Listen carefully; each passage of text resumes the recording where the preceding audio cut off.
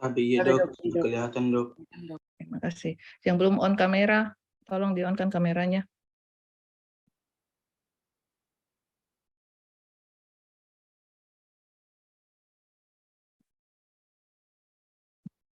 Oke, jadi untuk pertama yang topik pertama adalah histologi. Kita review untuk histologi mata ya. Jadi saya ingatkan kembali bahwa untuk histologi mata, maka kita akan berbicara mengenai struktur apa saja yang kita temukan di dalam bola mata.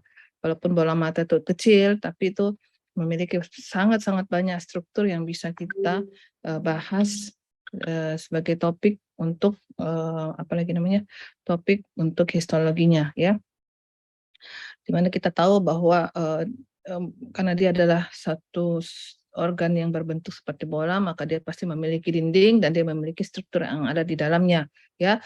Nah, untuk bahan dari histologi mata itu sendiri, maka yang pertama untuk histologinya yang akan kita lihat itu adalah 3 lapisan utama dari dinding bola mata ya, bukan isi daripada bola mata, tapi dinding bola mata. 3 lapisan utamanya itu ada tunica fibrosa, ada tunica vasculosa, dan tunica nervosa. Saya harap kalian sudah ingat kembali bahwa yang paling luar itu adalah tunica fibrosa, dalam hal ini itu adalah sklera dan kornea. Yang kedua itu adalah tunica vasculosa, dalam hal ini adalah iris, korpus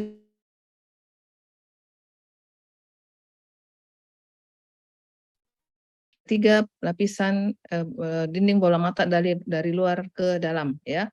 Jadi melihat itu merupakan satu proses yang rumit karena dia melibatkan proses fisika, kimia maupun elektrobiologi, di mana cahaya yang jatuh pada objek yang akan kita lihat itu akan dipantulkan dan ditangkap oleh retina.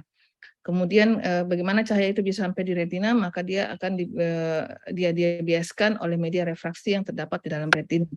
Setelah ditangkap oleh retina, maka terjadilah suatu proses biokimiawi, suatu proses fisika yang mengolah cahaya yang masuk itu untuk bisa dipersepsikan sebagai suatu bayangan di lobus occipitalis ya. Nah, kita mulai dari pertama ya, yang paling depan. Saya mengingatkan saja untuk sklera karena dia ada dinding terluar daripada bola mata dan dia melindungi 5/6 bagian posterior daripada bola mata, maka dia harus merupakan jaringan yang kuat ya, sehingga karena dia harus merupakan jaringan yang kuat, maka dia dibentuk oleh jaringan ikat padat kolagen yang sangat banyak ya. Walaupun jaringan elastisnya ada, tapi yang paling banyak itu adalah jaringan ikat padat kolagen, di mana sklera itu di bagian posterior dia ditembus oleh nervus opticus ya.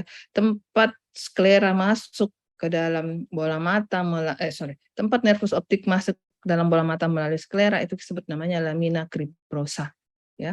Jadi sisi di mana nervus opticus atau nervus cranialis 2 itu menembus bola mata pada sklera itu adalah lamina cribrosa.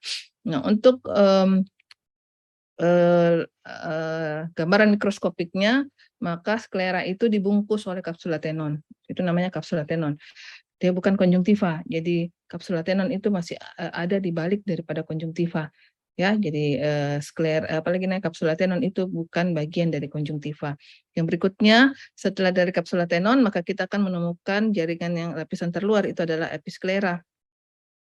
Di sini episklera itu masih terdiri dari jaringan ikat jarang, ada serat kolagen maupun ada elastisnya ya. Kemudian juga ada pembuluh darah. Kita bisa lihat di situ. Pada anak-anak sklera itu memiliki jaringan ikat elastis itu lebih banyak daripada orang dewasa ya, sehingga bola mata pada anak-anak itu dia sedikit lebih elastis atau lebih lentur dibanding pada orang dewasa. Jadi kalau misalnya ada peningkatan tekanan intraokuler atau terjadi tekanan yang meningkat di dalam bola mata, pada anak-anak itu bisa membuat bola mata menjadi lebih membesar. Berbeda pada orang dewasa. Pada orang dewasa karena jaringan ikat yang ditemukan pada sklera itu adalah jaringan ikat padat kolagen yang banyak, maka dia tidak memiliki elastisitas yang sama pada anak-anak. Sehingga kalaupun terjadi peningkatan tekanan di dalam bola mata, maka sklera itu tidak akan mengembang atau bola mata itu tidak akan mengembang dan membesar ya. Nah, yang berikut itu adalah stroma. Di bawah episklera kita akan menemukan stroma. Di sinilah kita akan menemukan banyak sekali jaringan ikat padat kolagen ya. Terus kemudian ada lamina fusca ya. Jadi di lamina fusca itu adalah lapisan yang paling terakhir daripada sklera, bisa lihat di sini. Jadi ini adalah episklera, kemudian ini adalah stromanya, dan yang terakhir ini adalah lamina fusca. Nah, di lamina fusca yang khas kita bisa menemukan ada melanosit dan makrofag yang isinya melanin. Jadi kalian lihat ini yang hitam-hitam, ini adalah bagian daripada sklera yang merupakan sel-sel melanosit. Kenapa bisa ada sel-sel melanosit yang kita temukan pada sklera bagian posterior atau bagian dalam, bagian profunda, karena dia berbatasan dengan koroid. Ya, sementara kita tahu koroid itu selain merupakan bagian daripada tunika vaskulosa, maka koroid itu juga merupakan jaringan yang banyak mengandung pembuluh, apalagi sel-sel melanosit, karena baik iris maupun corpus ciliaris maupun koroid itu warnanya gelap pada orang-orang Mongolian yang seperti kita, berbeda dengan orang-orang yang Kaukasia misalnya, yang pigmen melaninnya itu tidak banyak sehingga tidak memberikan warna yang signifikan pada jaringan yang terdapat pada tubuhnya ya. Nah, adapun fungsi daripada sklera adalah dia sebagai proteksi untuk bola mata ya. Jadi dia bersama dengan kornea yang paling depan. Kalau misalnya ada trauma, maka yang pertama kena itu adalah, kalau bukan kornea maka sklera yang pertama kena. Dan kalau traumanya cukup keras, maka bisa membuat ruptur atau robekan baik pada kornea maupun pada sklera. Sehingga kalau misalnya dikatakan bahwa fungsi daripada sklera itu mempertahankan ukuran dan bentuk bola mata, itu adalah suatu hal yang kenyataan yang sangat benar, karena kita asumsikan saja kalau ban mobil itu kemudian dia ada robeknya atau dia ada yang tusuk, maka bola mata itu bannya itu kan pasti akan menjadi kempes karena anginnya keluar, ya toh. Nah, kalau dia sudah kempes kan pasti bentuknya akan berubah. Nah, seperti itulah yang terjadi pada bola mata apabila terjadi trauma atau robekan baik pada sklera maupun pada kornea. Ya, ada lagi fungsi yang lain, yaitu dia sebelum saya masuk ke situ, maka kalian bisa lihat ini adalah kejadian di mana terjadi trauma pada sklera. Kalian bisa lihat ini ada warna hitam keluar pada sisi luka. Jadi ini adalah ruptur yang terjadi pada sklera dekat dengan limbus ya, mengarah ke arah kornea, tapi dia masih merupakan bagian daripada sklera. Dan ini ada jaringan iris, kalian bisa lihat dia punya iris itu tidak bulat ya, irisnya tidak bulat, tapi dia mengarah ke sini karena ini adalah jaringan iris yang keluar.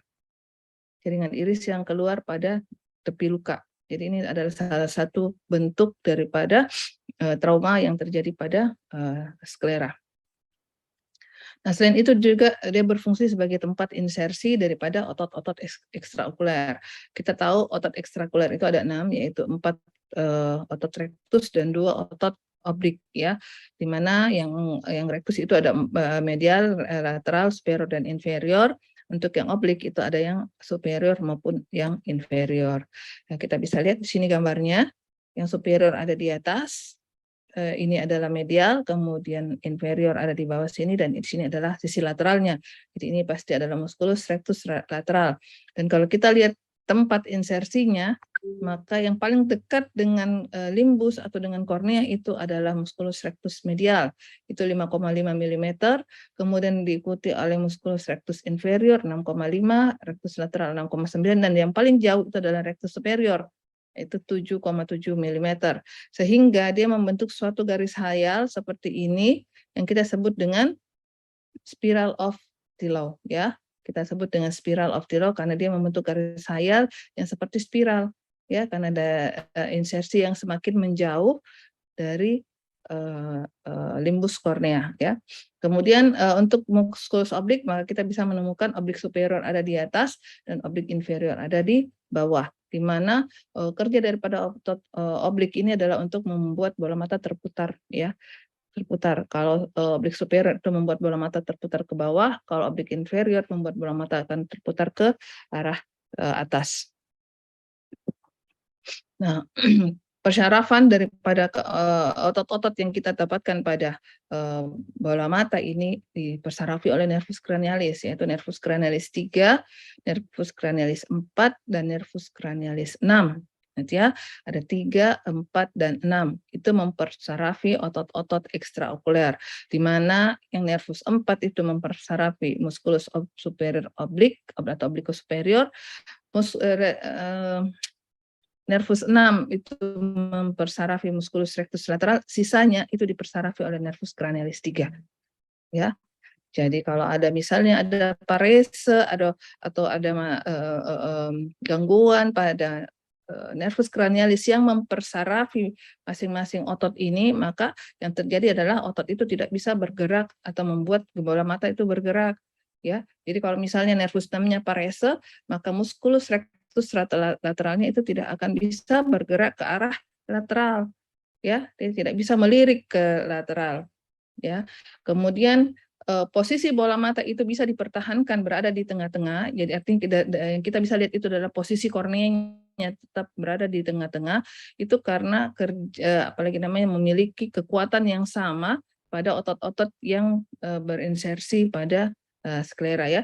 Kekuatan yang sama maksudnya adalah dia memiliki kemampuan untuk menjaga bola mata tetap berada di posisi yang seharusnya.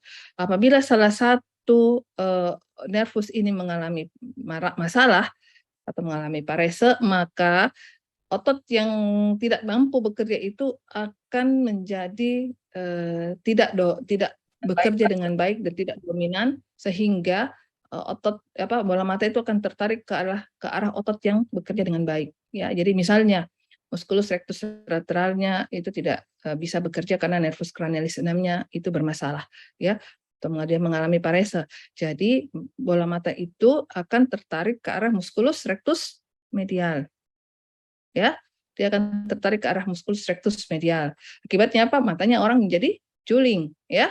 Kenapa? Karena posisi daripada bola mata itu tidak tepat, sudah berada di tengah-tengah. Itu bisa kita lihat indikatornya ada pada kornea. Kita lihat korneanya itu apakah dia berada di posisi yang seharusnya atau berada di posisi sentral atau tidak, ya. Kalau misalnya korneanya bergeser, maka itu terjadi apalagi namanya yang kita sebut dengan juling atau strabismus istilahnya, ya. Nanti kalian akan dapat di kuliah mata selanjutnya. Jadi itu yang bisa saya tambahkan atau bisa saya berikan kepada kalian untuk masuk ke kuliah yang lebih ke patologisnya, ya. Jadi kalau matanya tidak berada pada posisi yang seharusnya karena misalnya tadi ada parese, maka kita sebut dengan strabismus, ya, atau juling. Jadi nama lain daripada juling itu adalah strabismus. Nah, berikutnya kalau kita bisa lihat yang sudah saya katakan tadi, ya. Jadi kalau yang gambar yang di atas ini kalian bisa lihat posisi korneanya tidak berada di tengah, berbeda dengan mata yang kiri, ya. Mata kanan itu korneanya ada sedikit ke arah medial, ya. Dia punya bola mata ada lari ke medial, ya. Jadi artinya apa? Dia punya musculus rectus lateral pasti tidak bisa bekerja dengan baik. Dia tidak memiliki kekuatan yang sama dengan musculus rectus medial, sehingga bola mata akan tertarik ke arah musculus rectus medial. Itu namanya esotropia, ya. Kalau yang ini bisa lihat, ini dia tertarik ke arah musculus rectus lateral atau dia tertarik ke arah lateral. Artinya apa? Dia punya musculus rectus medial itu pasti tidak memiliki kekuatan yang sama, pasti dia lebih lemah daripada musculus rectus lateral. Jadi bola matanya bergulir ke lateral. Ini namanya eksotropia, ya. Nah, bagaimana dengan yang di bawah? Yang di bawah ini namanya hipertropia. Kenapa? Karena bola matanya yang satu itu lebih tinggi dari mata kanan, itu lebih tinggi daripada mata yang kiri. Kenapa mata kanan bisa lebih tinggi daripada yang kiri? Karena salah satunya, ya, karena musculus obliquus superior itu tidak mampu mempertahankan bola mata untuk berada pada posisinya. Karena dia lemah, dan kita tahu bahwa obliquus superior itu membuat bola mata melirik ke bawah, maka dia akan terangkat ke atas bola matanya. Itu namanya hipertropia, ya. Jadi ini adalah bentuk-bentuk kelainan yang kita bisa temukan kalau terjadi parese pada nervus cranialis yang mempersarafi musculus ekstraokuler, ya. Oke, berikutnya kita masuk ke limbus. Jadi batas antara kornea dengan sklera itu namanya limbus. Jadi peralihan dari kornea ke sklera itu namanya limbus, di mana lebarnya itu 1,5 sampai 2 mm. Terus kemudian dia memiliki arti yang penting karena dia adalah bagian yang di bagian dalamnya itu terdapat struktur yang disebut dengan jaringan trabekel atau trabecular meshwork, ya. Trabecular meshwork dan beserta dengan kanalis Schlemm itu adalah bagian daripada bola mata yang menyalurkan humor aquos keluar dari mata, ya. Kenapa humor aquos itu harus keluar dari mata? Karena humor aquos itu diproduksi setiap saat dan digunakan salah satunya sebagai sumber nutrisi untuk jaringan bola mata yang avaskuler, yang tidak memiliki pembuluh darah. Contohnya misalnya adalah kornea, apalagi contohnya adalah lensa. Jadi bagaimana lensa itu bisa melakukan metabolisme, maka sumber nutrisinya itu berasal dari humor aquos. Jadi kalau misalnya humor aquos itu sudah digunakan sebagai sumber nutrisi dan dia terus-terus diproduksi yang baru, maka yang sudah terpakai itu harus dikeluarkan. Nah, pengeluarannya itu berada di daerah di limbus bagian dalam, yaitu pada jaringan trabekel yang letaknya pada sudut yang dibentuk oleh kornea maupun iris, maka disebut sebagai sudut iridokornealis. Ini ya.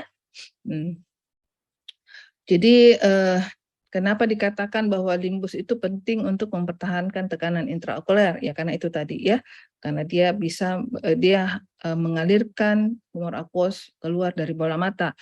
Kalau trabecular meshwork ini tidak bisa mengalirkan humor aquos keluar daripada bola mata, maka akan terjadi akumulasi atau terkumpulnya humor aquos di dalam bola mata. Ingat, kembali lagi kita menganalogkan, kalau bukan ban mobil kita analogkan saja dengan apalagi namanya balon.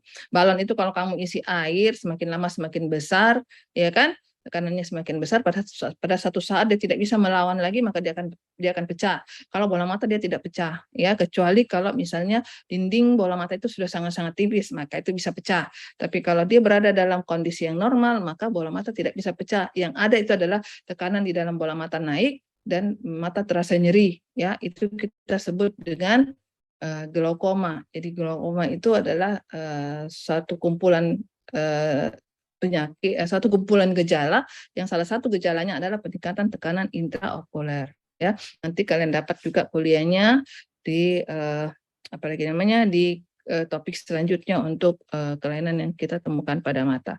Yang berikutnya, limbus juga adalah daerah di mana tempat yang paling aman untuk kita lakukan prosedur operasi mata. Jadi kalau kita mau melakukan operasi pada mata dan kita mau mengintervensi ke bagian dalam daripada pada bola mata, maka daerah yang paling aman untuk kita lakukan insisi itu adalah di daerah limbus. Ya, karena dia tidak terkena dengan apalagi tidak berhubungan dengan struktur yang lain, sehingga dia sangat-sangat aman dan dia tidak mengganggu struktur yang terdapat di dalam bola mata, ya.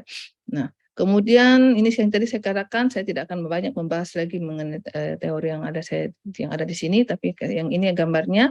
Yang pertama kita lihat dulu yang di atas, maka yang dimaksud dengan limbus itu adalah yang ditunjuk ini, jadi batas antara atau peralihan dari sklera ke kornea. Ya, ini adalah limbus, dan kalau kita lihat gambaran histologisnya atau gambaran mikroskopisnya, maka ini adalah limbus, di mana di bagian belakang kita bisa temukan adanya jaringan trabekel atau trabecular meshwork, ya, atau kita sebut juga dengan ligamentum pectinatum, ya. Nah, bisa juga menjawab dengan itu. Dan letaknya pada sudut irido, ini iris ya, ini adalah kornea, maka sudut iridokornealis, ya. Ini adalah daerah dari sudut iridokornealis. Nah, yang berikut adalah kornea, ya. Kornea itu tadi merupakan juga dinding terluar daripada bola mata, tapi dia terletak di paling depan, ya. Jadi kornea itu adalah suatu membran yang transparan, kemudian dia avaskuler. Ingat, kornea itu tidak memiliki pembuluh darah, jadi sumber nutrisinya itu kita akan dapatkan dari pembuluh darah yang terdapat di sekitar di limbus. Jadi di limbus itu akan kita temukan banyak pembuluh darah, tapi tidak pada kornea. Jadi sumber nutrisi utama daripada kornea itu berasal dari pembuluh darah yang ada di limbus. Walaupun juga humor aquos itu bisa membantu dari bagian belakang ya. Jadi karena humor akus itu bisa masuk ke dalam kornea ya. Kemudian dia terdiri dari 6 lapisan secara histologis yang kita bisa lihat. Yang pertama itu adalah adalah lapisan epitel ya. Nah, sebelum kita masuk ke gambaran mikroskopis, maka kita bahas sedikit mengenai kornea, karena kornea itu adalah merupakan media refrakta, salah satu dari 4 media refrakta yang kita temukan di dalam mata, ya, di mana media refrakta yang paling luar, paling depan itu adalah kornea.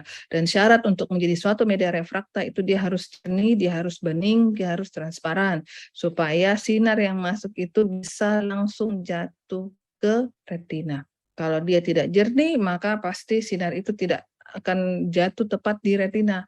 Apalagi kalau dia berada di bagian sentral. Kenapa? Karena kalau ada yang menghalangi hantaran cahaya akan terpantul dan dia itu tidak akan mampu untuk memberikan membentuk bayangan yang jelas ya.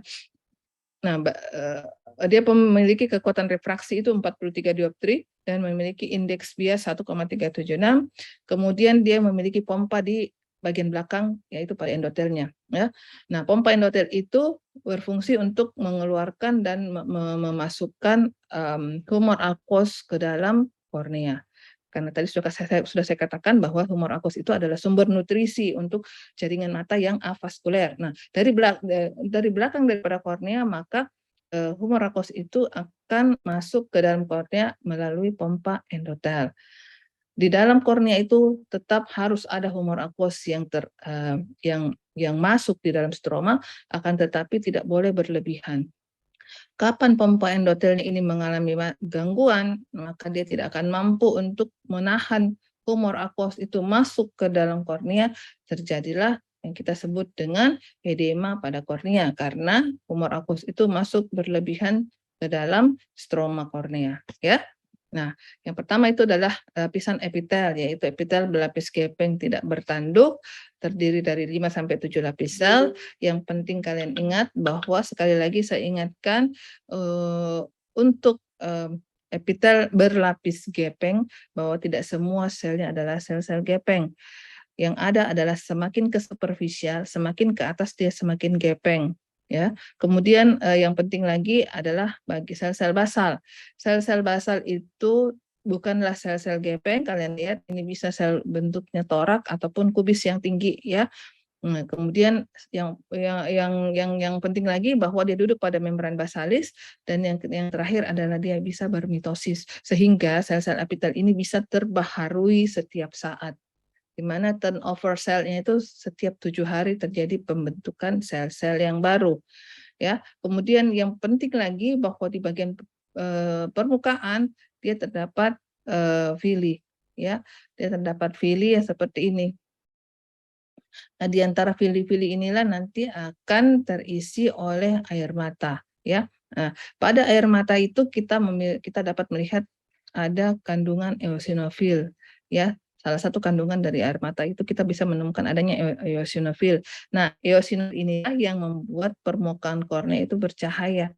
Pada saat kita center, maka dia akan memantulkan sinar ya. Kalau misalnya sudah tidak ada lapisan air mata yang terdapat di permukaan bola mata, dan dengan beserta eosinofilnya yang sudah tidak ada, maka apa yang terjadi? Korneanya tidak bercahaya.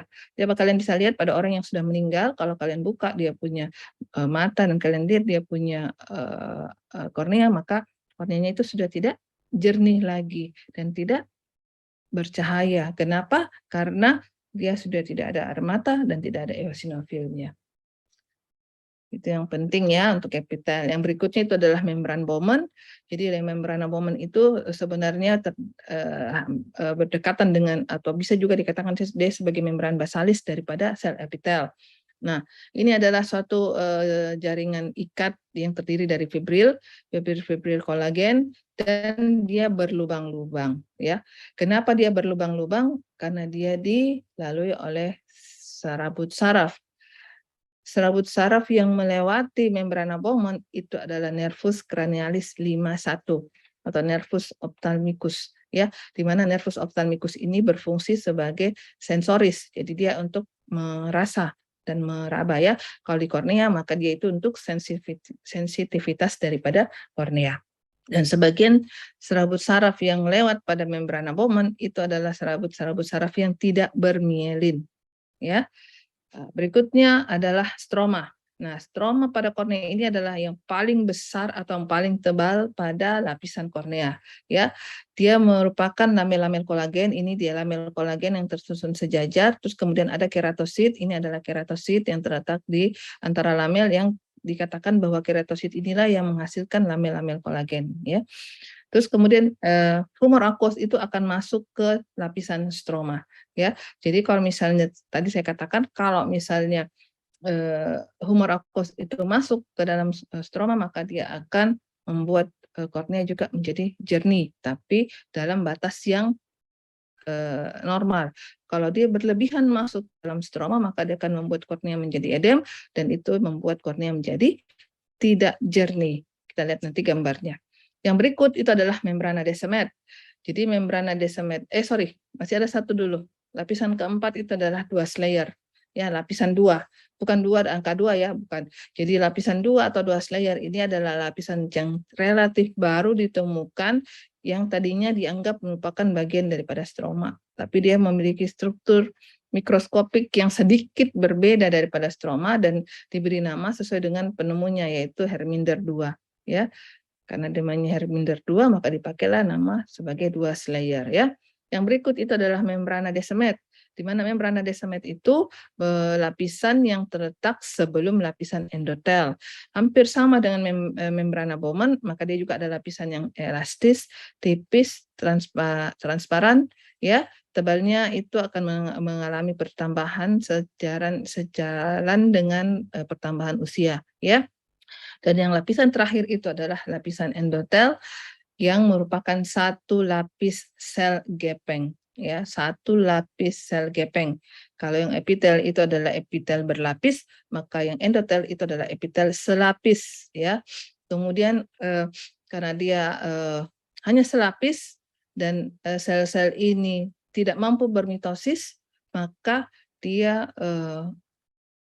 apalagi namanya, dia tidak akan tergantikan apabila terjadi kerusakan pada endotel. Nah, apa konsekuensi dari kerusakan yang terjadi pada endotel? Sudah dijelaskan tadi sebelumnya, sebelum kita masuk ke gambaran mikroskopik, bahwa endotel itu memiliki pompa. Jadi kalau jumlah endotel yang mengalami kerusakan itu cukup besar, maka kemampuan endotel kornea itu untuk memompa akan jauh berkurang.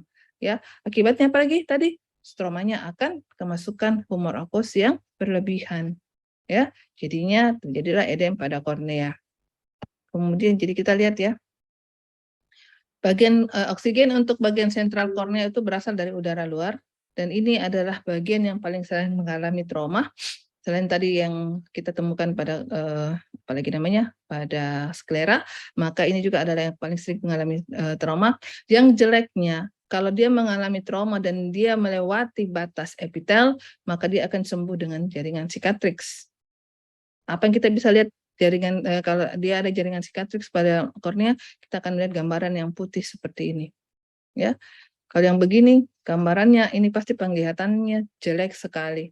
Kenapa? Karena dia ada di sentral, ya, dia ada di sentral. Dan kalau yang ini masih sedikit berawan ya, tidak seperti padat, tidak padat seperti ini. Kalau yang ini pasti penglihatannya masih ada, walaupun tidak bagus, ya. Kalau kita mau memperbaiki ini biasanya kita butuh donor yang dengan catatan struktur mata struktur lain di bagian di dalam bola mata itu dalam kondisi yang normal dan penglihatan terganggu itu semata-mata karena adanya sikatrix pada kornea. Nah, kalau yang ada sikatrix pada kornea itulah yang kita biasa carikan donor mata. Kalau pernah dengar donor mata, maka itu yang kita carikan donor untuk kita ganti korneanya. Jadi kalau bilang donor mata bukan berarti satu mata utuh itu kita ambil dan kita pasang di matanya orang, tidak seperti itu. Yang kita ambil itu adalah korneanya saja, ya. Nah, juga tadi dikatakan bahwa paling sering mengalami trauma, ini kalian bisa lihat ini ada robekan pada apalagi namanya pada kornea ya. Mulai dari sklera di bagian atas sini sudah ada robekannya, tembus dia sampai ke bagian sentral. Di bagian dalam itu lensanya juga sudah mengalami kekeruhan, jadi sudah ada katarak traumatik yang terjadi pada pasien ini. Yang berikutnya adalah untungnya bagian sentralnya tidak terkena, tapi ini kena mata pancing, mata kail ya, ini seperti ini. Dia masuk di sini dan ke ujungnya ada di sini. Mau tidak mau harus kita keluarkan. Dan keluarkannya itu jangan langsung ditarik seperti itu. Kita keluarkan dia dengan mengeluarkan pelan-pelan dari port diantrinya. Jadi kita tarik dari daerah port diantrinya supaya tidak ada robekan yang meluas pada kornea. Setelah itu kita lihat apakah dia perlu dijahit atau tidak. Kalau dia tidak perlu dijahit, kita biarkan seperti itu dan kita berikan obat saja untuk mencegah jangan sampai terjadi infeksi. Sangat-sangat bagus. Beruntung karena ini struktur di dalam masih bagus. Ya, kalau ini biasanya kalau tidak terjadi infeksi sekunder, maka kita bisa berharap penglihatannya tidak jelek. Kalau yang ini pasti penglihatannya sangat-sangat jelek. Dan kalau kalian meraba dia punya bola mata, ini pasti tekanannya sangat-sangat rendah. Kenapa? Karena sudah ada kebocoran dari dinding bola mata yang membuat struktur yang berada di dalam bola mata itu keluar. Ya.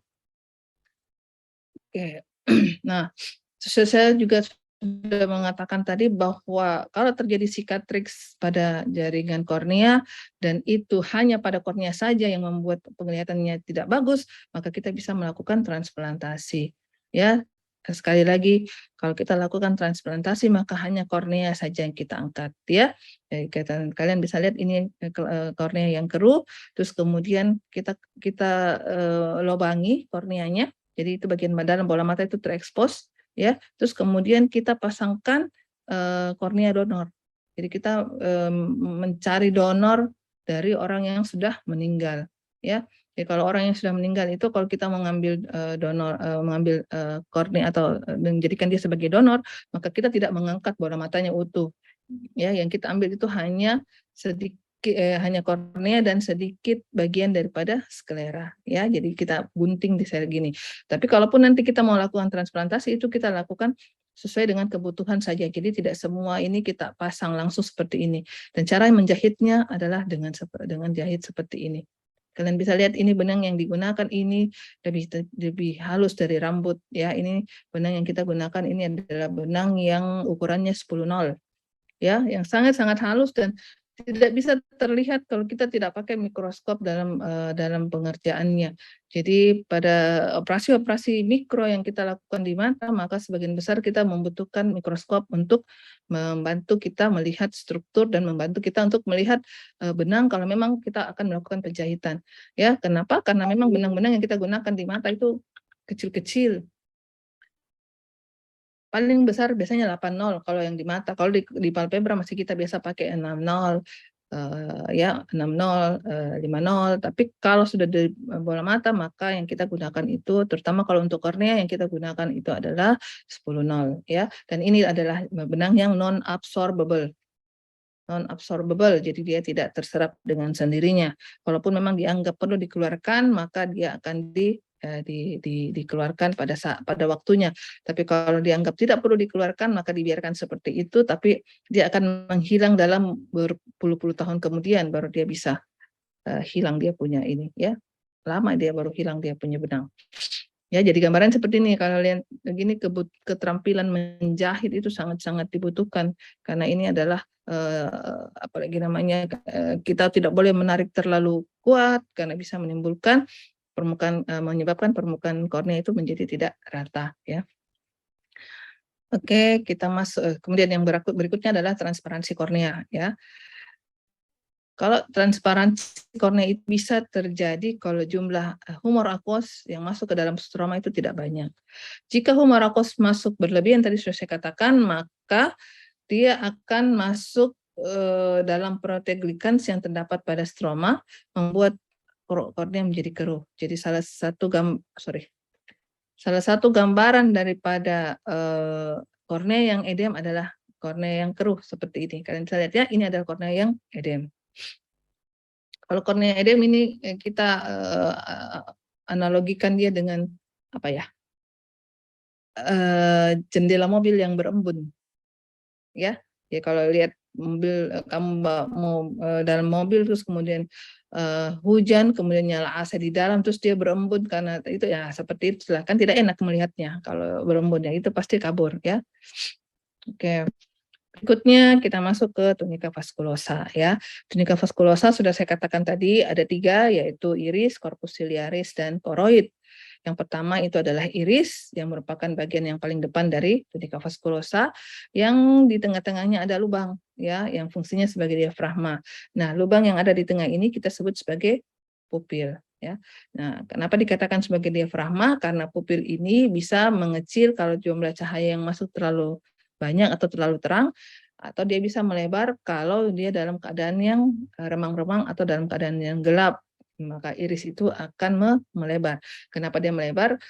Supaya intensitas cahaya yang masuk itu bisa lebih banyak dan kita bisa melihat walaupun samar kita bisa melihat dalam remang-remang ataupun dalam kegelapan ya seperti itu.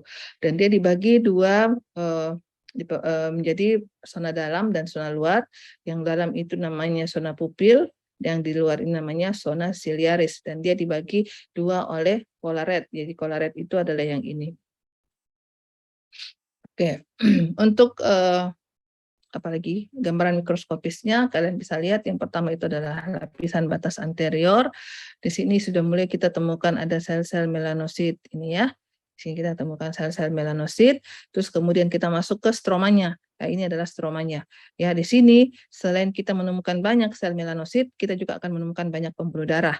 Ya, kemudian selain kita temukan pembuluh darah, maka kita bisa menemukan otot polos yang ada di ujung dekat di ujung iris yang dekat pupil itu adalah muskulus sphincter pupil ya.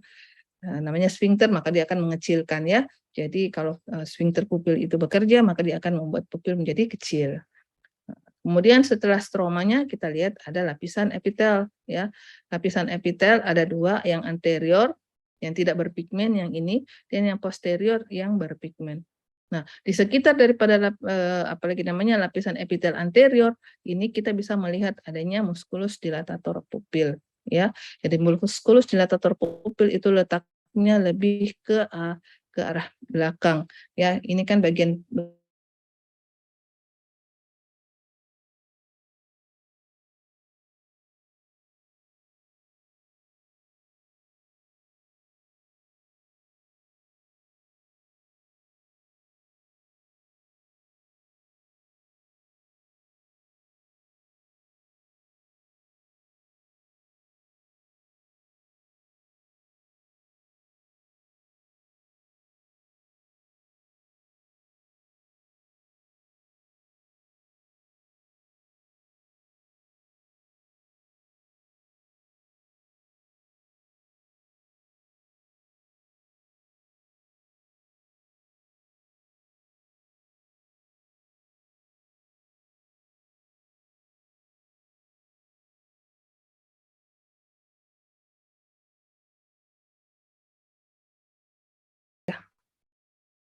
terlempat juga. Oh, jadi kalian lihat ini gambarnya, ini adalah musculus sphincter dan ini adalah musculus dilator pupil yang apabila dia bekerja maka ini yang gambar di atas membuat pupilnya mengecil dan gambar yang di bawah itu membuat pupilnya melebar. Pupil yang mengecil namanya miosis dan pupil yang melebar itu namanya mitriasis. Yang berikut itu adalah corpus ciliaris. Jadi corpus ciliaris itu bentuknya segitiga pada potongan melintang ya. Jadi dia menghubungkan bagian depan dan bagian belakang daripada bola mata. Fungsi utama daripada musculus ciliaris itu adalah untuk menghasilkan humor aquos. Jadi tadi sudah saya katakan bahwa humor aquos itu setiap saat diproduksi di dalam bola mata dan diproduksinya tempat produksinya itu adalah pada corpus ciliaris. Yang kedua itu adalah dia bekerja untuk proses akomodasi dan yang ketiga itu dia menghasilkan glukosaminoglycans yang nanti akan bersatu dengan humor aquos ya. Nah, ada 2 bagian besar yang kita bisa temukan pada corpus ciliaris. Yang pertama itu adalah pars plananya ini dan pars plicanya ini yang berkelok-kelok ya. Pars plananya ini mengandung otot atau terdapat otot yang kita sebut dengan musculus ciliaris. Nah, musculus ciliaris inilah yang berperan pada proses akomodasi ya. Jadi kita tahu di dalam proses penglihatan itu ada satu istilah yang disebut dengan akomodasi. Jadi akomodasi itu dilakukan apabila kita melihat dalam jarak yang dekat. Pada saat kita melihat jauh, kita tidak akan melakukan akomodasi ya, karena sinar yang datang sejajar aksis visual itu kalau dan pada normal maka dia akan jatuh tepat di retina. Nah, kalau kita melihat dekat, maka sinar yang masuk itu akan jatuh menjauhi retina di belakang ya. Dia akan jatuh menjauhi retina di belakang. Jadi semakin kita dekatkan suatu bayangan atau suatu objek, maka dia akan dia akan jatuh semakin menjauhi retina ke arah belakang ya. Nah, kalau dia tidak jatuh tepat di retina, maka pastilah terjadi penglihatan yang kabur ya. Nah, supaya bayangan itu kembali jelas, maka supaya kita bisa melihat lebih dengan jelas pada saat melihat dekat, maka bayangan yang tadinya jatuh di belakang retina itu harus ditarik jatuh sampai ke retina. Nah, bagaimana proses yang terjadi, itu yang kita sebut sebagai proses akomodasi. Ya. Nah, pada proses akomodasi apa saja yang bisa kita lihat? Yang pertama itu adalah karena dikatakan korpus ciliaris berperan pada proses akomodasi, maka yang bekerja pada saat proses akomodasi itu adalah musculus ciliaris. Ya, musculus ciliaris itu akan berkontraksi. Itu yang pertama. Nah, pada saat musculus ciliaris itu berkontraksi, kalian bisa lihat di sini, ya. Ini adalah korpus ciliaris, ini adalah lensa. Ya, ini adalah lensa dan ini adalah penggantung lensa yang terhubung dengan korpus ciliaris ya. Jadi lensa itu tergantung melalui sonulanya dan ia terhubung pada pada korpus ciliaris ya. Seperti itu, saya lihatkan gambarnya. Ya, ini. Ya. Jadi kalau ini adalah korpus ciliaris, ini adalah lensa, maka ini adalah sonulanya atau ligamentum suspensoriumnya dan dia terhubung pada korpus ciliaris. Nah, pada saat musculus ciliaris itu berkontraksi, maka dia akan mendorong korpus ciliaris itu ke depan mendekati lensa, ya. Apabila korpus ciliaris ini terdorong mendekati lensa, maka ini akan berkurang keragangannya atau dia akan menjadi lebih pendek, ya, oke? Dia lebih pendek dan dia menjadi lebih lentur. Akibatnya apa? Karena dia lebih lentur, maka lensa ini bisa menjadi lebih cembung, ya. Kalau lensanya menjadi lebih cembung, maka dia akan meningkatkan kekuatan refraksinya. Kalau kekuatan refraksi lensa itu meningkat, maka dia akan bisa menarik bayangan yang tadinya jatuh di belakang retina akan menjadi jatuh di retina. Ya, itulah yang disebut dengan proses akomodasi. Jadi proses akomodasi adalah suatu keadaan di mana kita bisa melihat dalam jarak dekat yang prosesnya itu dibantu atau dilakukan oleh musculus ciliaris yang membuat kornea itu memiliki kekuatan refraksi yang lebih besar ya. Kornea lebih mencembung, meningkatkan kekuatan refraksinya yang mengakibatkan bayangan itu bisa jatuh tepat di retina ya. Kalau sejalan dengan usia, maka kemampuan musculus ciliaris berkurang, kemudian ligamentum suspensoriumnya juga menjadi lebih kaku, dan lensa sendiri juga menjadi lebih padat, maka kemampuan untuk berakomodasi itu berkurang. Sehingga orang-orang di atas 40 tahun itu dia membutuhkan kacamata untuk membaca. Ya, kenapa? Kacamata yang untuk membaca itu membantu dia untuk bisa melihat jelas dengan menarik bayangan yang jatuh di belakang retina jatuh di retina ya, dengan kacamata plus ya, karena bayangan yang jatuh di belakang retina itu akan ditarik oleh lensa yang positif ya. Nah, apa yang lapisan-lapisan yang bisa kita temukan? Yang pertama itu adalah lamina supraciliaris yang ada di atas ini yang berbatasan langsung dengan sklera. Terus kemudian ada musculus ciliaris ini, terus kemudian ada stromanya yang ini, dan yang berikutnya itu adalah lamina basalis, di mana lamina basalis itu adalah tempat dudukan daripada epitel. Epitel yang kita temukan pada korpus ciliaris itu asalnya merupakan kelanjutan dari epitel yang terdapat pada iris. Ya, jadi tetap ada 2 lapis epitel yang bisa kita temukan pada korpus ciliaris. Yang pertama itu adalah epitel yang berpigmen yang gelap ini. Yang kedua itu adalah epitel yang tidak berpigmen. Dan humor aqueous itu diproduksi oleh epitel non-pigmen. Gitu ya. Humor aqueous itu diproduksi oleh epitel yang tidak berpigmen dari corpus ciliaris. Ya. Nah, berbicara sedikit mengenai humor aqueous, jadi tadi sudah dikatakan humor aqueous itu adalah cairan yang diproduksi oleh corpus ciliaris. Dia menempati kamera okuli anterior dan posterior ya.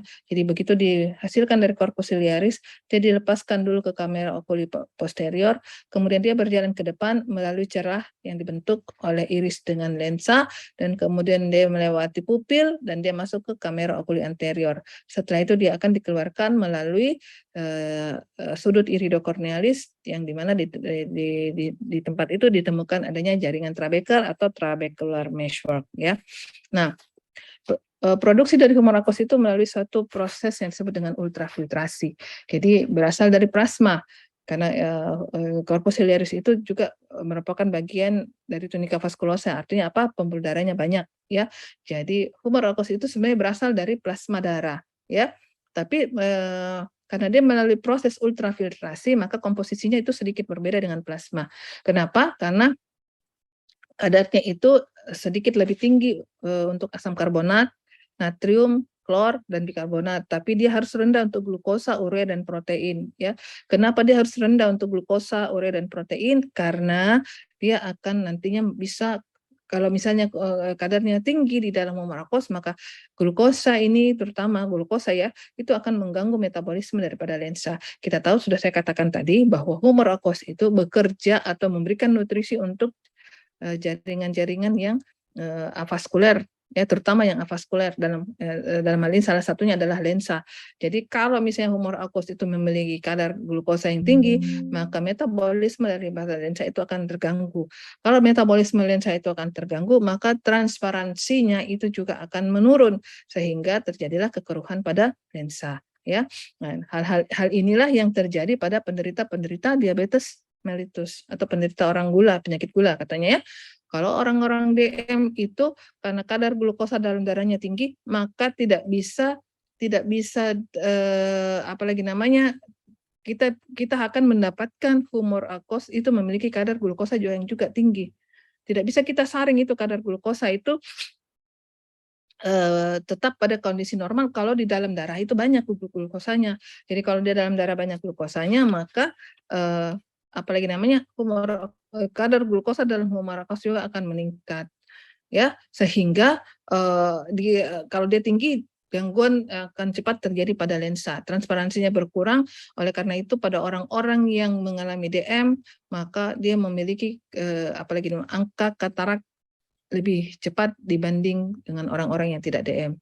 Ingat ya, kalau katarak itu adalah keadaan di mana lensanya tidak jernih lagi. Lensanya mengalami kekeruhan, ya. Jadi kalau misalnya lensanya mengalami kekeruhan, itu kita sebut dengan katarak. Pada orang-orang DM, dia akan lebih cepat muncul dibanding orang-orang yang tidak DM. Ya.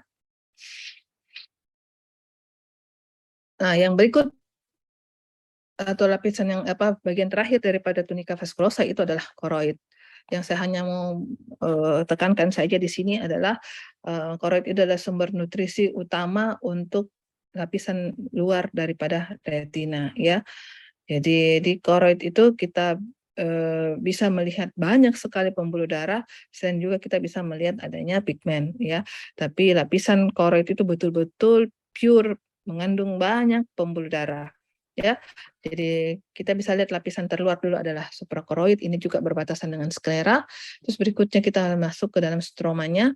Nah, di dalam stromanya inilah kita bisa melihat adanya vena dan ada pembuluh darah kecil atau arteriol ya. Jadi arteriol di sini itu merupakan cabang daripada arteri ciliaris, baik yang posterior maupun yang anterior ya.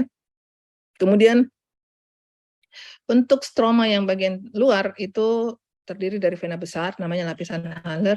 Kalau yang bagian dalam terdiri dari vena sedang dan arteriol, itu kita sebut dengan lapisan Sattler ya. Nah, setelah stroma kita akan menemukan lapisan koriokapiler. Di sini kita dapat menemukan banyak sekali kapiler-kapiler. Inilah yang bekerja untuk memberikan nutrisi pada lapisan luar daripada retina. Ingat, retina itu mendapatkan nutrisi dari dua sumber. Yang pertama bagian dalam itu mendapatkan sumber nutrisi dari arteri retina centralis, yang bagian luar itu mendapatkan nutrisi daripada koriokapiler. Ya. Dan yang terakhir, lapisan yang terakhir dari koroid itu adalah membrana Bruch. Membrana Bruch itu adalah suatu lapisan juga yang homogen, tipis, dia memisahkan antara koroid dengan retina. Ya. Oke. Kita masuk ke yang terakhir, lapisan terdalam daripada dinding bola mata itu adalah tunika nervosa yang diwakili oleh satu-satunya jaringan yaitu retina ya. Yang kalian harus ingat saja adalah retina itu terdiri dari 10 lapis. Bisa kita tanyakan dari luar ke dalam, bisa juga kita tanyakan dari dalam ke luar ya. Kalau dari luar ke dalam artinya dia disebut dari batas antara koroid dengan retina ya. Jadi dia kalau dari luar maka kita menyebutkan dia dari struktur yang paling dekat dengan koroid. Kalau kita menyebutkan mulai dari bagian dalam maka kita mulai dari struktur yang paling dekat dengan corpus vitreus. Nah, kalau kita mulai dari luar ke dalam, yang pertama itu adalah lapisan epitel pigmen. Jadi lapisan epitel pigmen adalah yang ini. Berikutnya kita akan mendapatkan sel batang dan sel kerucut atau sel-sel fotoreseptor. Ini. Berikutnya itu kita temukan ada lapisan membrana limitan eksterna. Kemudian yang warna gelap ini adalah nukleus atau inti daripada sel fotoreseptor, yaitu sel batang dan sel kerucut. Ini kita sebut lapisan nuklear luar. Ya. Berikutnya ini masih bagian daripada sel-sel fotoreseptor sebenarnya ya. Jadi sel-sel fotoreseptor itu menempati 4 lapis mulai dari lapisan sel fotoreseptor itu sendiri, membrana limitan eksterna, lapisan nuklear luar, dan lapisan plexiform luar. Kenapa? Karena lapisan plexiform luar ini adalah tonjolan-tonjolan daripada sel-sel batang maupun sel-sel kerucut yang nantinya akan bersinaps dengan neuron yang terdapat di dalam retina. Jadi ada sel-sel neuron lain yang nanti akan bekerja untuk menghantarkan impuls cahaya yang dirubah menjadi sinyal-sinyal listrik itu dan kemudian dihantarkan sampai ke nervus optik ya. Berikutnya adalah lapisan nuklear dalam. Lapisan nuklear dalam itu adalah nukleus atau inti daripada sel-sel neuron yang terdapat di dalam retina. Ada 4 sel neuron yang kita temukan. Yang pertama adalah sel amakrin, sel bipolar, sel horizontal, dan yang terakhir adalah sel Muller. Ya. Yang berikutnya ini adalah lapisan plexiform dalam. Nah, plexiform dalam itu tetap adalah tonjolan daripada sel neuron yang akan nantinya bersinaps dengan tonjolan daripada sel-sel ganglion. Yang ini yang gelap-gelap juga ini adalah nukleus dan ini adalah sel ganglion. Jadi setelah lapisan nuklear luar, kita bisa menemukan lapisan plexiform dalam, kemudian kita menemukan lapisan sel-sel ganglion yang nanti aksonnya akan membentuk lapisan serabut-serabut saraf di sini. Dan yang terakhir ini adalah membrana limitan interna yang berbatasan dengan dengan corpus vitreus ya. Jadi ada 10 lapis yang bisa kita lihat. Kembali lagi nanti saya perlihatkan ini gambarnya. Kalau kita lihat gambarnya ini adalah lapisan yang terluar dan ini adalah yang terdalam, di mana yang coklat-coklat ini adalah lapisan epitel pigmen, lapisan sel-sel fotoreseptor, kemudian ini adalah lapisan membrana limitan eksterna, ini lapisan nuklear luar, plexiform luar, nuklear dalam, plexiform dalam yang tipis ini adalah lapisan sel-sel ganglion, kemudian ini adalah sel serabut saraf, dan yang terakhir itu adalah membrana limitan interna. Nah, serabut saraf ini akan berlanjut atau melanjutkan diri menjadi serabut saraf nervus optik atau nervus cranialis 2. Dan dia akan berjalan di sini. Jadi keluar masuknya serabut saraf nervus cranialis 2 itu berada pada daerah yang kita sebut dengan papil nervus optik yang bundar ini ya, ini namanya papil nervus optik. Dan salah satunya nervus cranialis yang bisa kita visualisasi secara nyata dan kita bisa lihat itu adalah nervus cranialis 2 ya. Kenapa? Karena kita bisa lihat dia berada di papil nervus optik ini ya. Nah, ini adalah gambaran retina yang kita lihat pada saat kita melakukan pemeriksaan yang namanya funduskopi. Nanti dapat di CSL ya. Nah, pemeriksaan funduskopi itu tujuannya adalah untuk melihat struktur retina secara detail. Nah, ini akan kalau kita melakukan pemeriksaan ini maka kita harus mengarahkan lampu dari atau cahaya dari funduskopi itu ke arah tengah dari pupil ya, ke arah pupil sehingga kita bisa melihat langsung ke dalam retina. Nah, gambarannya yang normal itu adalah seperti ini, yang jadi warnanya agak orange ya, kemerahan, dan kita bisa melihat ini adalah struktur pembuluh darah ya, arteri dan vena retina centralis yang juga keluar atau lewat pada papil nervus optik. Jadi pada papil nervus optik selain serabut-serabut nervus optik, maka kita juga bisa menemukan adanya pembuluh darah yaitu arteri maupun vena retina centralis. Nah, arteri maupun vena retina centralis nanti ini apabila mengalami obstruksi misalnya atau ada oklusi, maka dia akan memberikan gambaran-gambaran patologis ya, nanti akan kalian dapatkan pada kuliah selanjutnya. Jadi nanti akan kalian dapatkan oklusi misalnya arteri retina centralis atau oklusi vena retina centralis ya. Nah, yang berikutnya yang kita bisa lihat ini adalah fovea centralis ya. Fovea centralis yang diwakili nomor 2 ini adalah titik tangkap penglihatan sentral ya. Nah, distribusi daripada sel batang maupun sel kerucut itu kita bisa lihat kalau di daerah fovea centralis ini kita akan menemukan banyak sekali sel kerucut. Sementara di retina perifer itu kita akan menemukan sel-sel batang. Pada daerah fovea centralis tidak kita temukan adanya sel batang ya. Yang ada adalah sel kerucut saja ya, dan di daerah ini itu tidak ada vaskularisasi, namanya fovea avascular zone. Jadi ada daerah di sini yang tidak memiliki vaskularisasi ya, dan dia akan mendapat vaskularnya dari koroid ya. Dan yang terakhir yang bagian nomor 1 ini sebenarnya adalah retina bagian perifer. Retina bagian perifer yang diwakili di sini adalah pembuluh darah yang semakin ke perifer itu semakin kecil kalibernya. Ini ya. Oke. Untuk untuk penjelasan rincinya mengenai lapisan-lapisan itu saya tidak akan karena kalian bisa baca sendiri, bahannya sudah ada ya. Jadi mulai dari lapisan epitel pigmen, ini hanya selapis sel saja, satu lapis sel kubis ya. Kemudian ada banyak kita temukan ada pigmen-pigmen atau sel melanosit, kemudian ada intinya duduk pada membran basalis, dalam hal ini adalah membrana Bruch daripada koroid.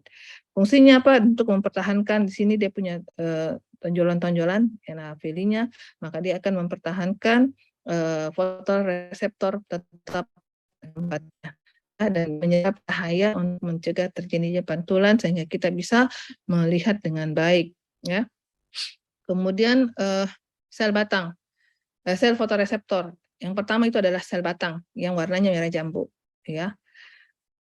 Ini fungsinya adalah untuk penglihatan dengan intensitas cahaya yang kurang, jadi atau untuk penglihatan malam. Jadi kalau penglihatan yang gelap, maka yang berfungsi itu adalah sel-sel batang ya. Nah, kalau pernah mendengar istilah buta senja, di mana kalau sudah mulai maghrib orangnya sudah mulai tidak melihat, itu adalah masalah yang terjadi pada sel-sel batangnya ya. Kemudian untuk sel-sel fotoreseptor strukturnya sama saja ya. Jadi dia punya segmen luar, ini dia punya segmen dalam, kemudian kenapa banyak sekali yang izin toilet ini. Alvito sudah kembali dari toilet? Alvito?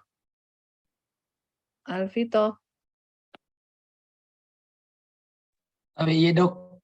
Oke. Rabiatul sudah kembali dari toilet? Iya dok.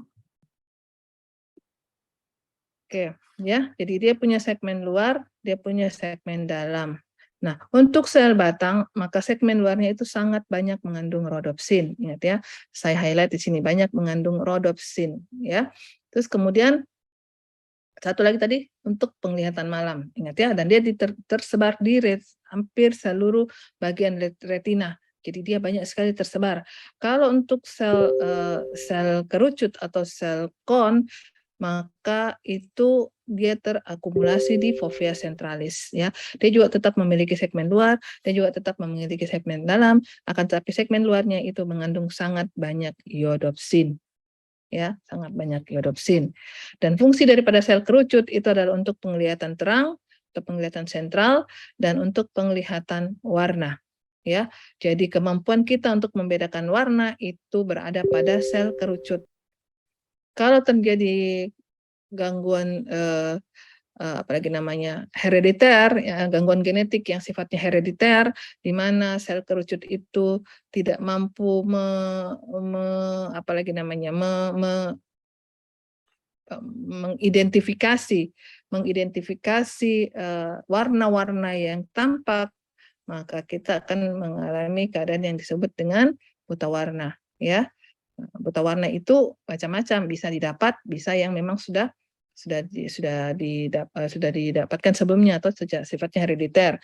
Kalau herediter itu diturunkan biasanya dari ibunya, ya, di ibunya itu sebagai carrier. Walaupun wanita itu sangat-sangat jarang mengalami gangguan buta warna, yang terjadi justru pada laki-laki. Tapi dia namanya X-linked, ya, X-linked hereditary disease karena dia terkait pada ibunya. Jadi kalau ibunya itu membawa, ya, dia terkait pada gen X-nya, maka begitu ketemu dengan gen A, maka dia pasti akan buta warna. Tapi kalau dia ketemu dengan gen X yang lain menjadi perempuan, maka dia akan menjadi carrier, ya. Jadi yang paling banyak mengalami buta warna itu adalah laki-laki.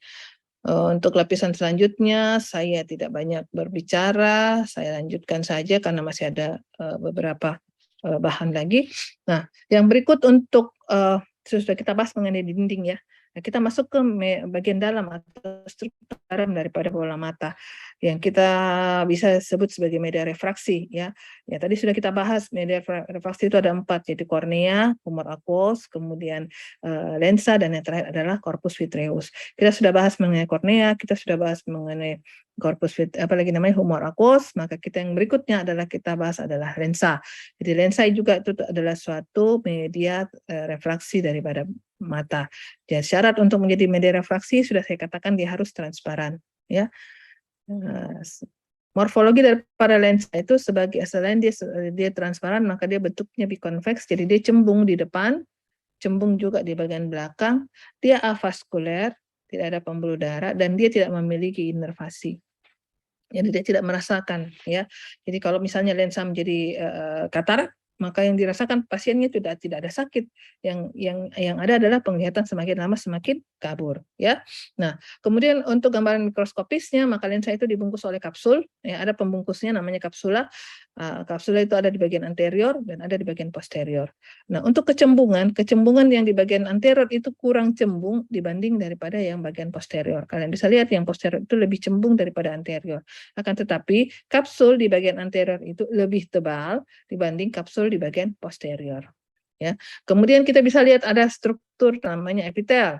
Nah, epitel itu hanya kita temukan pada kapsula anterior saja. Dia tidak ada di kapsul posterior. Ingat ya, epitel hanya ada pada kapsula anterior, ya, tidak pada kapsula posterior. Sampai ke daerah perbatasan antara bagian anterior dan bagian posterior, itu kita sebut sebagai ekuator. Jadi ini batas antara anterior dan posterior itu namanya ekuator. Nah, di sini maka kita masih akan mendapatkan adanya epitel, ya. Nah, epitel ini bisa bermitosis, ya, walaupun hanya selapis tapi dia bisa bermitosis. Nah, kenapa dia bermitosis? Karena nanti epitel yang terbentuk ini akan terdorong semakin ke arah perifer menuju ke ekuator. Begitu dia sampai ke ekuator, dia tidak akan berjalan ke belakang, tapi di sini dia akan berdiferensiasi, dia akan berproliferasi, nantinya dia akan membentuk serat-serat lensa. Jadi sepanjang hidup itu selalu terbentuk serat-serat lensa. Kenapa? Karena kapsul anterior itu selalu bermitosis. Sehingga karena sepanjang hidup terbentuk serat-serat lensa, maka kepadatan lensa itu semakin kita berumur semakin padat dia, ya, seperti itu. Nah, tadi sudah saya katakan kalau lensa mengalami kekeruhan itu kita sebut sebagai katarak. Nah, ini ada beberapa macam jenis katarak yang bisa kalian lihat ya. Ada yang masih setengah-setengah seperti ini. Kalau yang ini sudah padat sekali, ini pasti penglihatannya jelek, dan ini bisa terjadi juga pada anak-anak.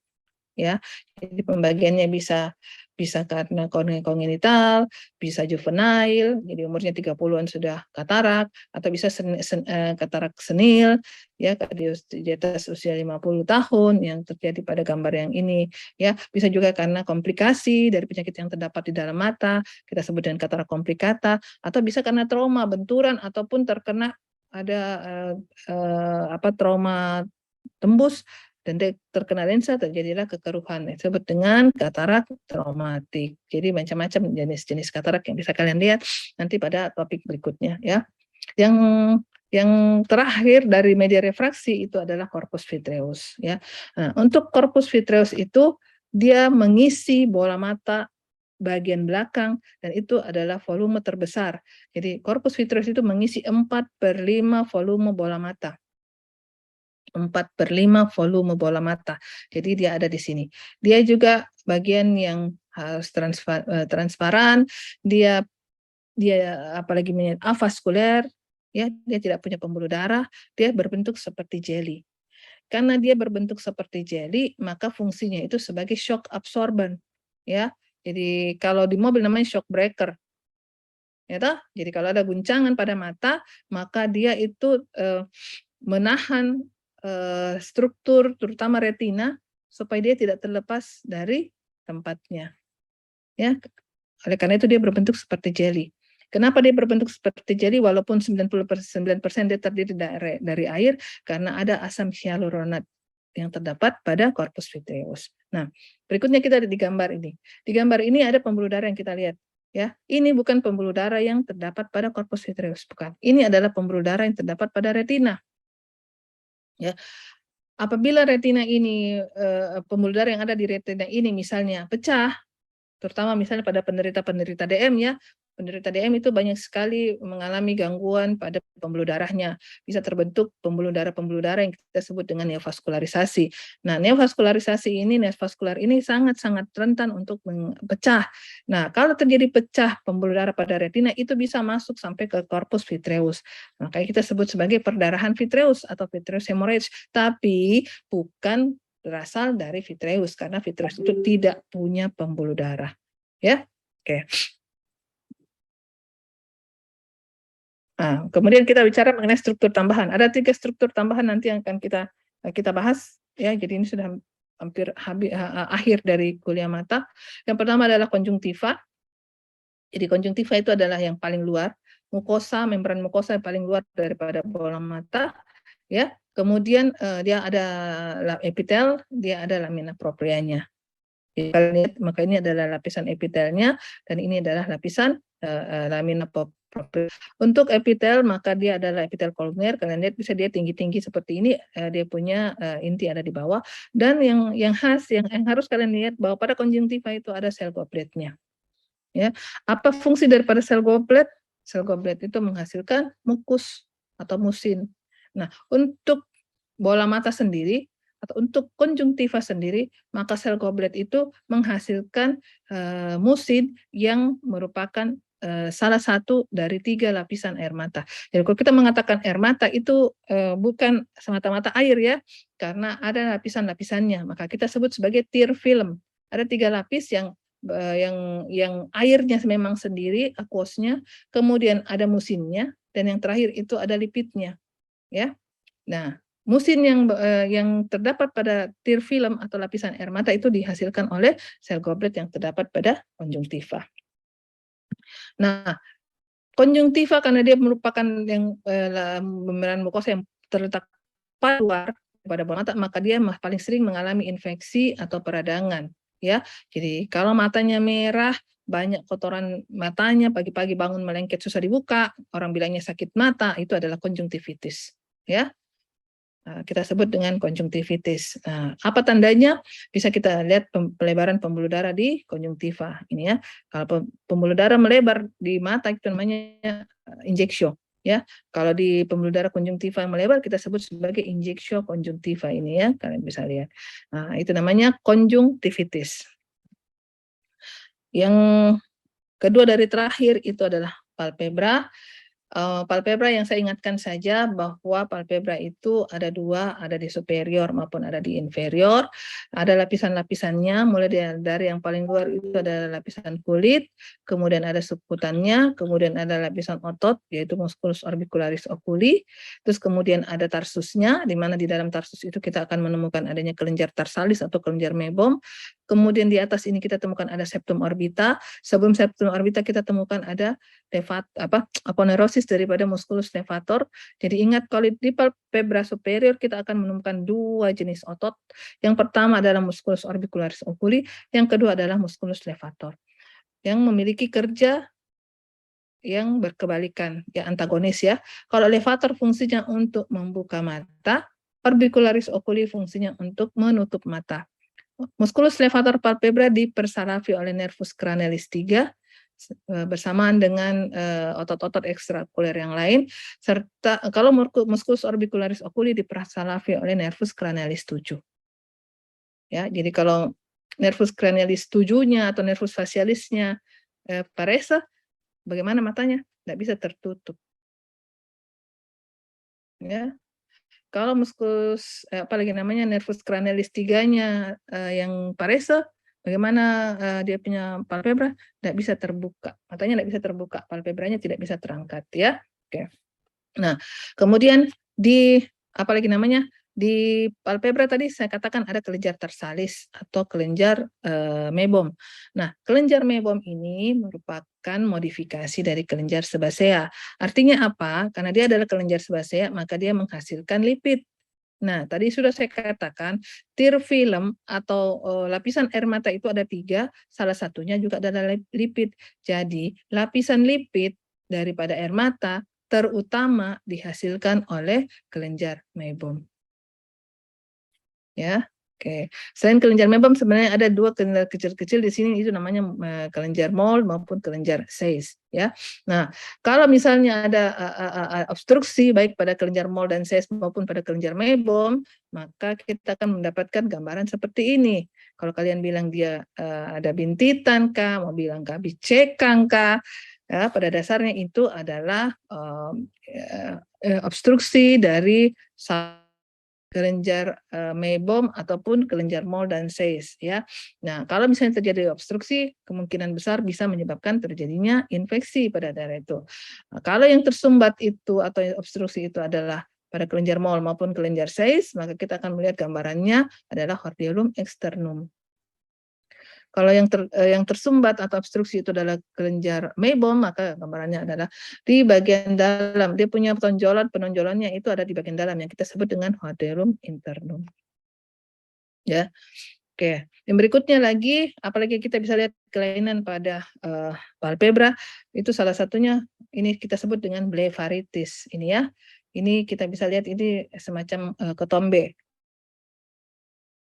Ini juga jaringan berambut, maka kalau ada ketombe di kepala, maka di sini juga bisa ada ketombe.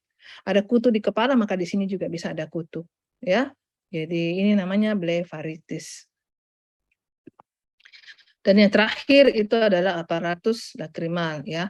Jadi aparatus lakrimal itu terdiri dari kelenjar lakrimal. Nah, inilah yang menghasilkan unsur aquos atau unsur air daripada lapisan air mata. Jadi kelenjar air mata utama atau kelenjar lakrimal utama itu letaknya di bagian superotemporal dari orbita. Ini letaknya ada di sini, pada fossa lakrimal. Dia punya pars sekresinya, dan yang ini yang warnanya pucat, dan dia punya saluran yang disebut dengan pars ekskresi. Kalau yang saluran yang kecil-kecil itu dibentuk oleh epitel kubis, kalau yang besar-besar dibentuk oleh epitel torak ya. Berikutnya itu setelah dari kelenjar lakrimal, maka dia akan masuk ke kanalikuli lacrimalis. Jadi, kalau kita berkedip secara refleks, itu tujuannya adalah untuk menyebarkan air mata ke seluruh permukaan bola mata. Jadi kita berkedip itu bukan tidak ada fungsinya ya. Kenapa kita tanpa sadar itu berkedip? Karena memang supaya kita punya mata terbasahi oleh air mata. Kalau kita punya fungsi kedipan berkurang, misalnya pada saat kita melakukan aktivitas melihat dekat, asik main HP, asik lihat apalagi namanya laptop atau komputer, maka kita punya refleks kedipan itu akan berkurang. Jadi misalnya dalam 1 menit itu kedipannya kita secara refleks itu bisa terjadi 20 kali, maka dia bisa menurun hingga paling maksimal 10 kali. Ya, bisa menurun sampai 50%-nya. Nah, apa yang terjadi kalau penurunan refleks berkedip? Ya, kita punya mata tidak terbasahi, terjadilah yang disebut dengan mata yang gejala mata kering atau dry eye syndrome. Ya, macam-macam yang kita bisa rasakan ya. Pedis kah, kayak berpasir kah mata, justru berair kah, ya, karena kalau dia sudah ada perih dan rasa tidak nyaman di mata, maka secara refleks itu kelenjar lacrimalis atau unsur aqueous itu akan menghasilkan air mata yang lebih banyak. Nah, kemudian kalau sudah disebarkan pada permukaan bola mata, maka dia akan dikeluarkan. Ingat, dia akan dikeluarkan. Nah, saluran yang berfungsi atau yang jaringan yang bertanggung jawab untuk mengeluarkan itu dimulai dari kanalikuli lacrimal. Jadi kanalikuli lacrimal itu ada di palpebra superior maupun ada di palpebra inferior. Itu namanya punctum, ya. Ada lubangnya namanya punctum lacrimal. Kalau kalian boleh buka di bagian medial di sini, itu tarik di sini sedikit, kalau kalian lihat ada lubang itu namanya punctum lacrimal, ya, baik di inferior maupun di superior. Nah, lubang ini nantinya akan berlanjut menjadi saluran, namanya kanalis, ya, kanalis lacrimal. Karena 2 ada di atas dan ada di bawah, maka kita sebut sebagai kanalikuli, ya. Yang ini yang inferior, ini yang ada superior. Nanti kanalikuli ini akan bertemu di sakus lacrimal, ya. Kemudian setelah di sakus lacrimal, maka dia akan melanjutkan diri menjadi ductus nasolacrimal, kemudian dia berakhir pada meatus nasi inferior di hidung.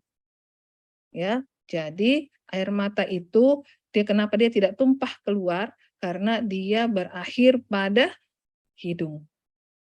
Kapan dia tumpah keluar? Kalau produksinya berlebihan. Contohnya apa? Kamu menangis, dia pasti tumpah. Kenapa? Karena kemampuan kanalis itu mengalirkan air mata itu memiliki keterbatasan. Kalau sudah produksinya berlebihan, pasti dia tumpah keluar. Ya, atau misalnya kapan dia tumpah keluar? Iya, kalau misalnya ada sumbatan pada salah satu saluran ini sepanjang perjalanannya sampai ke hidung. Kalau tersumbat, maka pasti air matanya tidak mengalir ke, ya logikanya seperti itu kan. Kalau ada sumbatan di pipa, pasti dia akan airnya itu akan tertinggal di atas pipa yang tersumbat, ya. Nah, kalau misalnya itu pasti air matanya juga akan tertumpah keluar.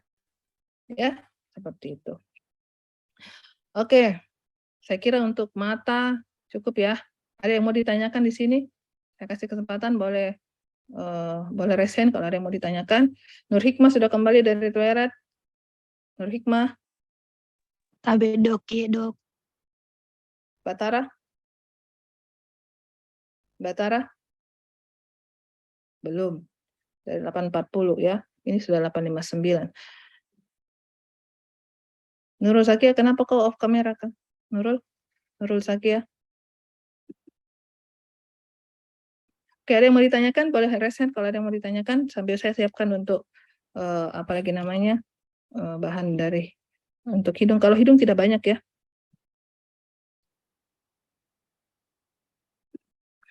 Hidung itu banyak, sedikit sekali. Itu hanya berapa slide saja.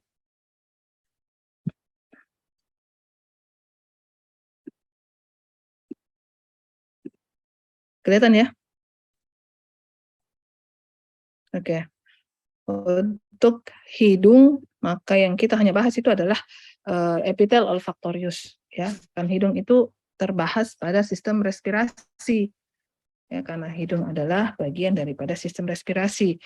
Adapun fungsi untuk indera khusus hanya berada pada epitel olfaktorius. Jadi untuk anatominya sendiri sudah kalian bisa lihat dengan sendirinya bahwa hidung itu dibentuk oleh cavum nasi, ada dua bagian, kiri dengan kanan, dipisahkan oleh septum nasi, dan bagian depan namanya vestibulum, bagian dalam namanya fossa nasalis. Kalau vestibulum bagian depan itu melebar, ya kalau vestibulum itu dia melebar, kemudian masih ada lapisan tanduk, artinya masih ada kulit yang kita bisa temukan di situ. Karena ada kulit, maka kita bisa temukan ada kelenjar sebasea, kita bisa menemukan ada kelenjar keringat, dan kita bisa menemukan adanya rambut. Nah, rambut yang kita temukan pada bagian depan daripada hidung atau vestibulum nasi ini adalah rambut yang pendek dan tebal. Ya, kenapa dia harus pendek dan tebal? Karena dia berfungsi menyaring partikel yang masuk melalui udara. Jadi kalau kita masuk, maka saringan pertama itu adalah rambut yang terdapat pada vestibulum nasi. Nah, setelah dia masuk ke dalam, udara inspirasi itu masuk, maka dia akan melewati fossa nasalis. Nah, di sini fossa nasalis itu sudah tertutupi oleh mukosa, sudah bukan lagi oleh kulit, ya. Nah, mukosa pada fossa nasalis sebagian besar tertutupi oleh epitel respiratorius, ya. Kemudian di fossa nasalis juga kita bisa menemukan apalagi namanya septum nasi di bagian tengah. Kalau di bagian lateralnya kita temukan kongka.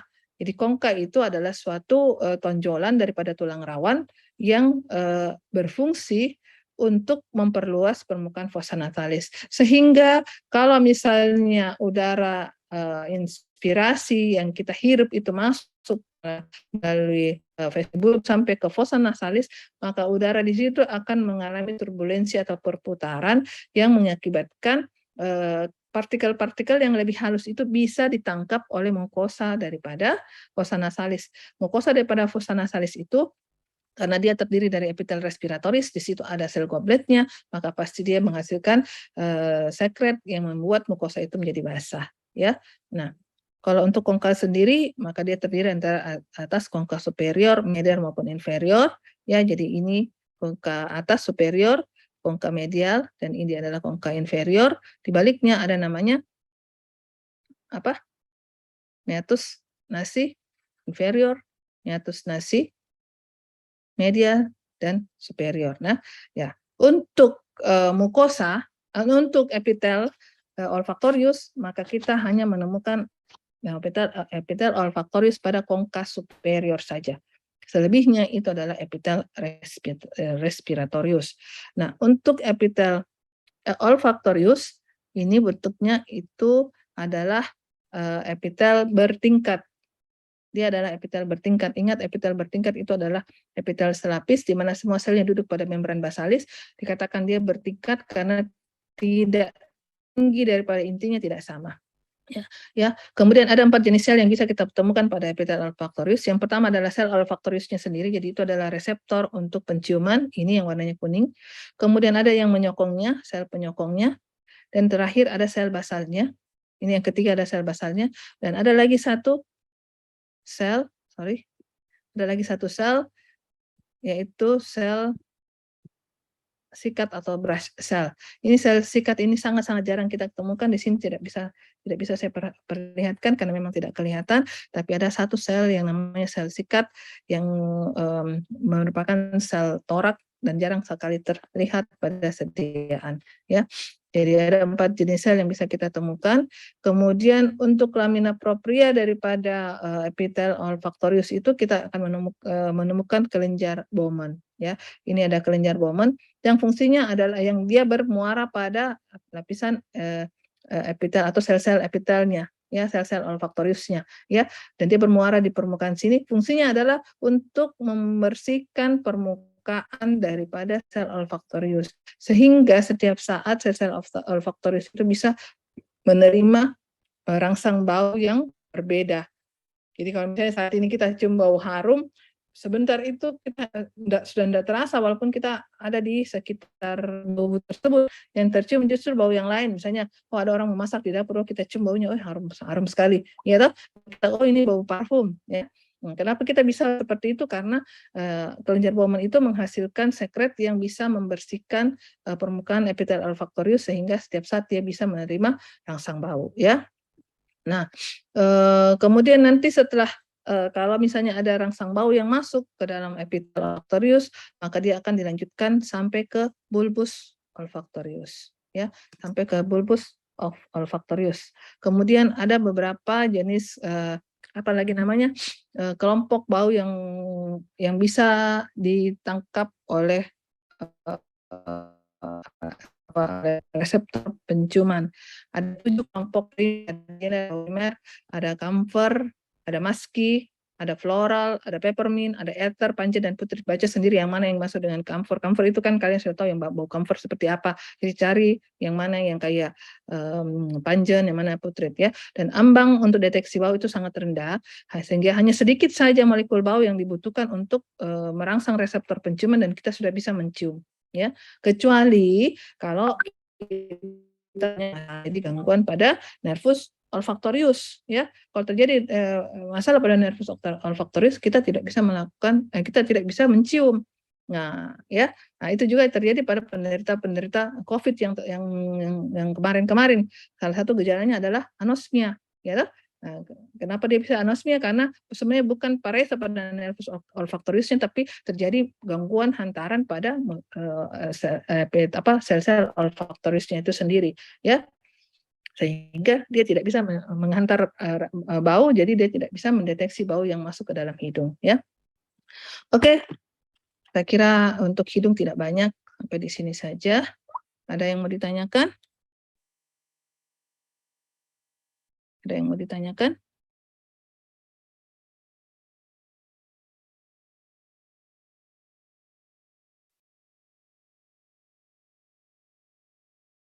Tidak ada?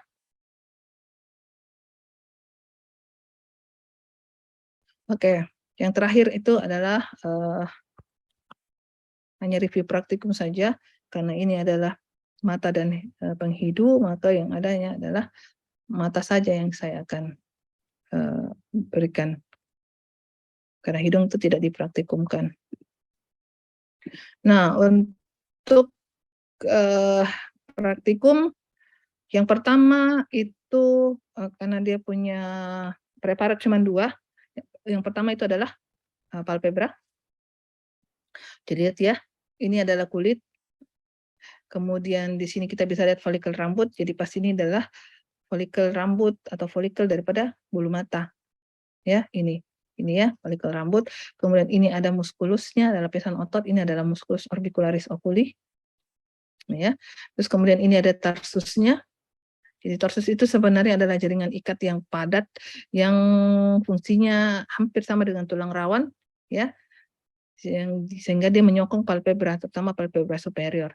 Nah, di dalam tarsus itu kita bisa menemukan kelenjar tarsalis. Jadi yang putih bundar-bundar ini adalah kelenjar tarsalis atau kelenjar mebum.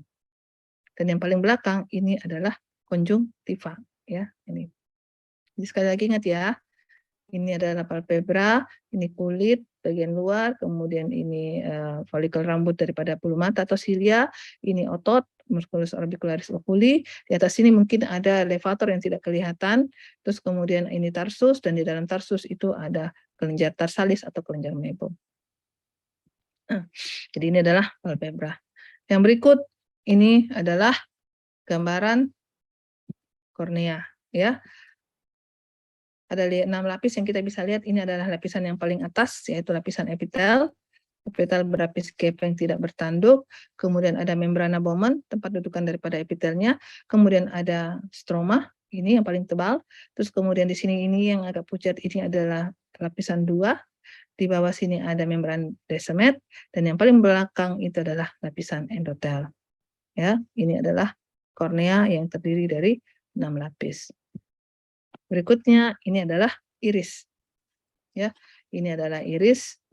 Kalian bisa lihat di dalam satu preparat ini kita bisa lihat utuh bola mata ya. Ini adalah korneanya, ini adalah irisnya, dan ini adalah lensa. Ya. Di belakang sini ada corpus ciliaris. Jadi nanti humor aqueous itu dari corpus ciliaris dia akan masuk ke kamera oculi posterior ini. Terus kemudian dia berjalan di celah antara iris dengan lensa, keluar melalui pupil, masuk ke kamera okuli anterior, dan kemudian dia berjalan ke sudut iridocornealis, keluar melalui trabecular meshwork. Nah, untuk iris kalian bisa lihat ini pembesaran 4 saja. Kalau kita membesarkan lebih besar lagi, kita bisa melihat ini lapisan batas anteriornya, yang gelap di bawah ini adalah lapisan epitelnya, kemudian di sini lapisan stromanya, di sini kita bisa lihat ini adalah musculus sphincter pupil, di belakang sini ada musculus dilator pupil. Ya. Yang berikut lanjutan iris ke belakang, ini adalah corpus ciliaris. Lihat ini sudut iridocornealis ya, ini iris, ini kornea, ini adalah sudut iridocornealis. Ya. Nah, lanjutan iris ke belakang itu adalah corpus ciliaris. Ya, ini adalah pars plananya dan ini adalah pars plicanya. Kalian bisa lihat ya. Di sini kita bisa melihat adanya musculus ciliaris ya, kemudian yang gelap-gelap ini adalah lapisan epitel yang berpigmen. Kelanjutan daripada epitel dari iris. Jadi epitel iris itu berjalan ke belakang membentuk epitel daripada corpus ciliaris. Dan yang terakhir untuk mata itu adalah ini. Ini adalah retina. Ya. Kalau ini adalah retina, maka patokan yang kita lihat itu adalah bagaimana kita bisa melihat dia punya lapisan nuklear. Ya. Untuk lapisan nuklear semakin ke dalam dia semakin tidak padat. Ya. Semakin ke dalam dia semakin tidak padat. Ya. Jadi kalau semakin ke dalam semakin tidak padat, maka pasti ini adalah bagian luar dan ini adalah bagian dalam. Ya.